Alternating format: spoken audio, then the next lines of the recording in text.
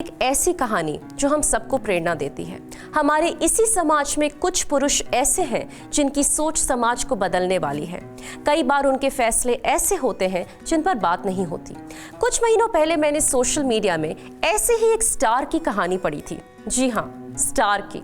Star सिर्फ वो नहीं होते जो फिल्मी पर्दों पर आते हैं, बल्कि कई स्टार ऐसे होते हैं जो असल जिंदगी में स्टार होते हैं। तो चलिए आपको एक ऐसे ही स्टार की कहानी सुनाते हैं, हबीब अंजू की कहानी। डियर मैन, केरल में रहने वाले हबीब अंजू की ये कहानी गौर से सुनिए। हबीब अंजू ने कुछ महीने पहले फेसबुक पर एक लंबी पोस्ट लिखी, जो पोस्ट शायद इस देश के मर्दों की आत्मा को झकझोरे या कि शायद उनकी आंखें खोले। पोस्ट मलयालम में थी, लेकिन हिंदी में उसका सार कुछ यूं है। हबीब और उनकी पत्नी अंजू के 2 बच्चे हैं। दूसरी संतान के जन्म के बाद उन्हें नसबंदी का ऑपरेशन कराना था। तो जैसा कि होता है आमतौर पर समाज में, पत्नी पहले बच्चा पैदा करने के लिए ऑपरेशन कराती है और फिर इसलिए कि अब और बच्चे ना हो। लेकिन हबीब ने इसके उलट एक फैसला लिया। उन्होंने अपनी पत्नी से कहा कि इस बार तुम नहीं, मैं करवाऊंगा ऑपरेशन।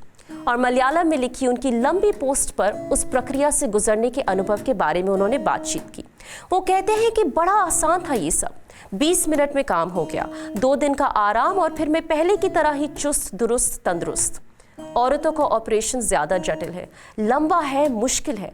जब मर्दों की नसबंदी है औरतों से कई गुना आसान, तो हम क्यों चुनते हैं करना मुश्किल काम? क्या इसीलिए कि वो एक औरत है? हबीब की ये पोस्ट मर्दानगी पर गर्व करते, मूंछों पर ताव देते हिंदुस्तान के मर्दों से एक सवाल है पूछ रही। बताओ, जब मर्दों की नसबंदी है औरतों से कई गुना आसान, तो हम क्यों चुनते हैं करना मुश्किल काम? क्या इसलिए कि वो औरत है? औरत की देह क्या क्या नहीं देखती। हर महीने शरीर से रिश्ता है खून, वो बच्चे पैदा करती है अपनी देह चीर कर। नॉर्मल हो तो इतनी पीड़ा कि कोई चाकू से रेत रहा हो गला जैसे, और ऑपरेशन से हो तो चाकू छुरियों से छलनी हो जाए देह, रह जाए निशान उम्र भर के लिए। ए मर्द, आप जो अपने मर्द होने के घमंड से भरे जाते हो, बाप बनकर इतना इतराते हो, क्या भूमिका है आपकी उस श्रम में, उस पीड़ा में जो सिर्फ औरत के हिस्से आई? आप बच्चा पैदा नहीं कर सकते, लेकिन आप उसको पाल तो सकते हो। आप गर्भ धारण नहीं कर सकते, लेकिन बच्चे की नैपीज तो बदल सकते हो। आप उसे दूध नहीं पिला सकते, लेकिन उसकी पॉटी तो साफ कर सकते हो। आप उसे आंचल की छाव नहीं दे सकते कि रोते बच्चे को हंसा तो सकते हो। ठीक वैसे ही बच्चे के जन्म की पीड़ा नहीं सहनी है आपको, लेकिन उसके जन्म को रोकने की पीड़ा में जो साझेदार हो सकते हो, क्या हर बार उसकी ही दे सके? क्या हर बार चाकू छुरी उस पर ही चले? जबकि कितना आसान है करना आपका ऑपरेशन।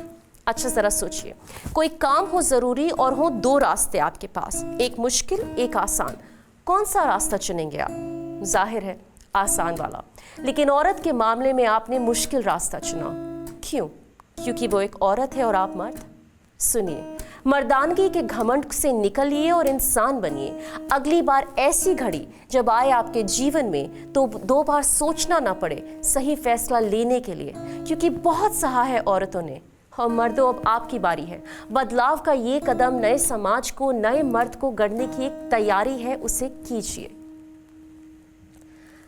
और इस बारे में बात करने के लिए हमारे साथ जुड़ रही हैं महिला रोग विशेषज्ञ डॉक्टर वैशाली जी।